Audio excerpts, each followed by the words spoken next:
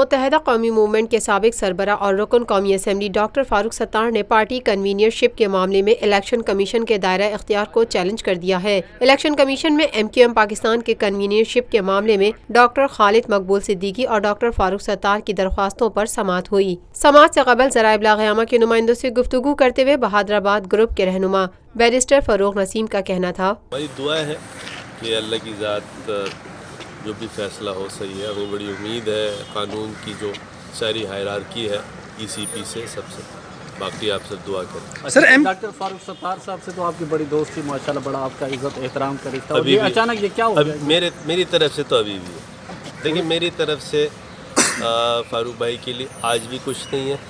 وہ جو باتیں میڈیا میں کر رہے ہیں، کیوں کر رہے ہیں مجھے نہیں پتہ، اس کے بارے میں بھی نہیں پتہ۔ بہرحال میرے وہ بڑے بھائی، آپ نے کبھی فون کر کے شکوہ کی؟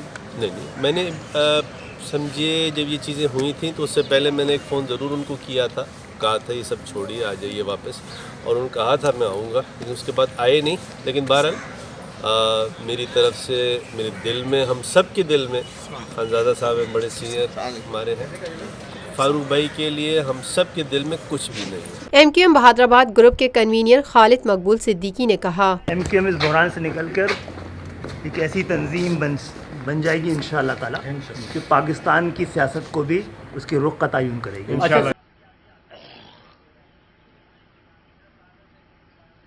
یہ ہے خبر کا جہاں اور آپ دیکھ رہے ہیں TNN TV۔